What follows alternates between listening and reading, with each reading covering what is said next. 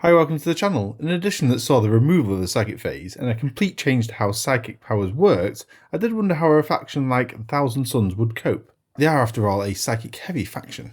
While their rules and datasheets are very nice, let's look at why they're so strong. And spoilers, it's the amount of mortal wounds they generate.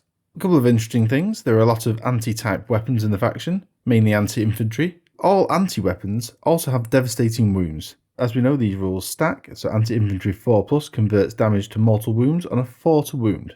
The faction detachment ability is to pick an ability to buff psychic weapons for the whole army for each turn, either giving them lethal hits, sustained hits, or devastating wounds. There's that special one.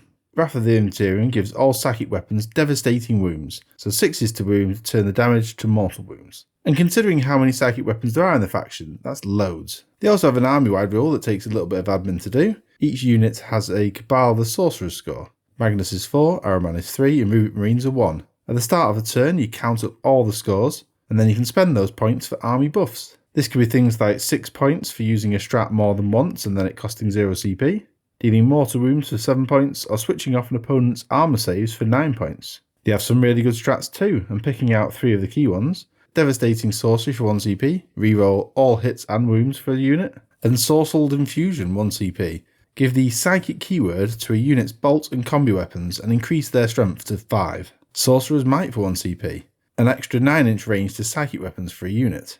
Let's look at how these combine. Choosing to give the whole faction's psychic weapons devastating wounds is the start, and that will do a lot of work on its own. Then target a unit with Ensorcelled Infusion for 1 CP, and by giving their bolt and combi weapons psychic, they also get devastating wounds as well. Lovely combo.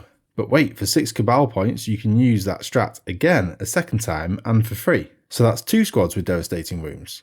There is an enhancement called Lord of the Forbidden Law, which allows a Psyker to use a ritual again even though it's just been used. So use Echoes from the Warp again and use that strat for 0 CP again. It's costing 6 Cabal points, but you use that strat to give another unit devastating wounds. So that's a total of 12 Cabal points, 1 CP spent, but 3 units have devastating wounds on bolts and combi weapons. Units can also be given extra range and that reroll all hits and wounds for those extra CP. You could just go for 2 units with this insane combo instead and give them both reroll everything, so that's still 12 Cabal points but 2 CP this time. Scarab Occult Terminators with Inferno Combi Bolters get 2 shots at 24 inches or 4 at 12, with the extra range strat that goes up to 16 inches with Rapid Fire. The Soul Reaper cannons already have devastating wounds, and that's 6 shots each at 24 inches. Stick a sorcerer in that unit and they reroll hits of 1 as well.